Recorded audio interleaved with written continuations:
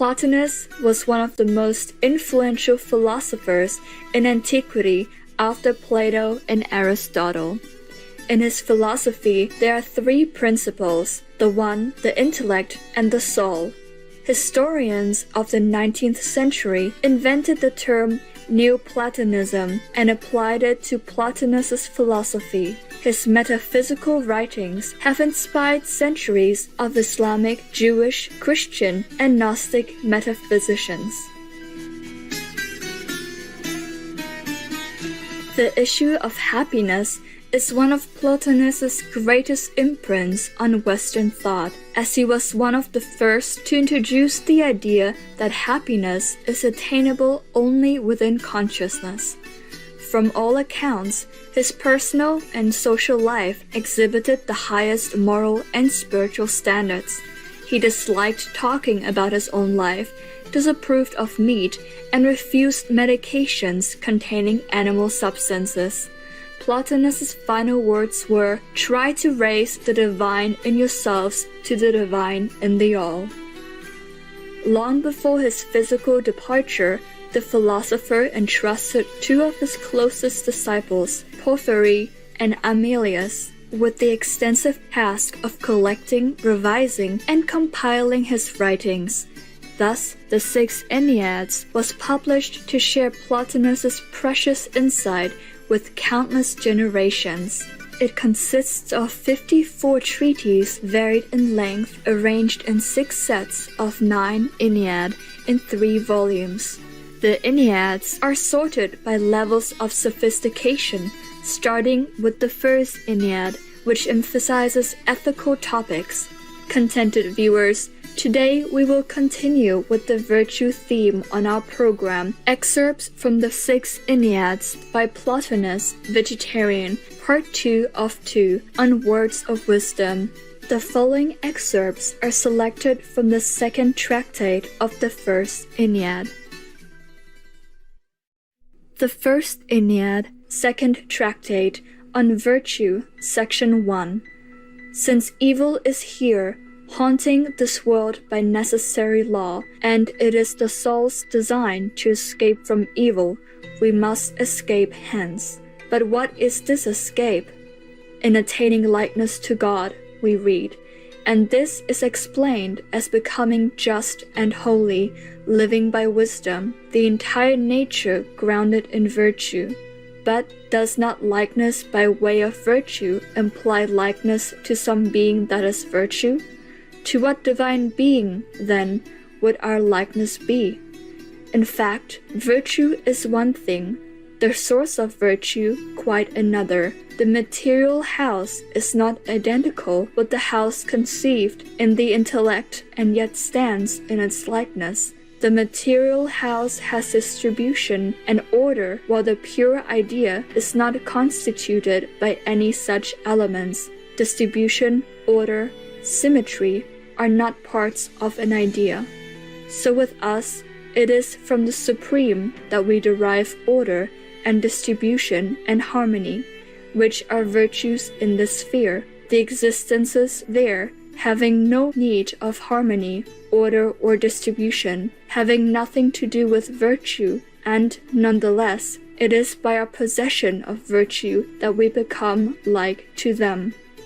Thus, much to show that the principle that we attain likeness by virtue in no way involves the existence of virtue in the Supreme, but we have not merely to make a formal demonstration, we must persuade as well as demonstrate. The first Ennead, second tractate, on Virtue, Section 2. First, then, let us examine those good qualities by which we hold likeness comes, and seek to establish what is this thing which, as we possess it in transcription, is virtue, but as the Supreme possesses it, is in the nature of an exemplar or archetype, and is not virtue. What then, precisely, is virtue, collectively and in the particular? The clearer method will be to begin with the particular, for so the common element by which all the forms hold their general name will readily appear. the civic virtues are a principle of order and beauty in us as long as we remain passing our life here. They ennoble us by setting bound and measure to our desires and to our entire sensibility and dispelling false judgment. And, further, these civic virtues measured and ordered themselves, and acting as a principle of measure to the soul, which is as matter to their forming, are like to the measure reigning in the overworld, and they carry a trace of that highest good in the supreme. Any participation in ideal form produces some corresponding degree of likeness to the formless being there, and participation goes by nearness. The soul, nearer than the body, therefore closer akin, participates more fully and shows a godlike presence, almost cheating us into the delusion that in the soul we see God entire. This is the way in which men of the civic virtues attain likeness. The First Ennead, Second Tractate on Virtue, Section 3.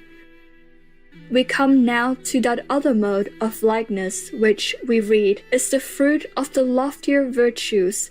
Discussing this, we shall penetrate more deeply into the essence of the civic virtue and be able to define the nature of the higher kind, whose existence we shall establish beyond doubt.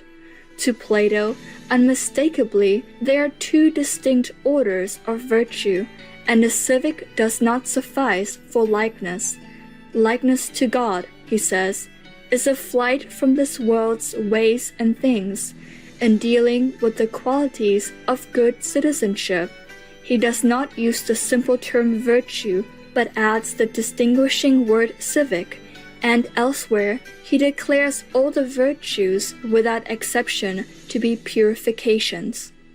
As the soul, by being interfused with the body, and by coming to share the body's states, and to think the body's thoughts, so it would be good, it would be possessed of virtue, if it threw off the body's moods and devoted itself to its own act.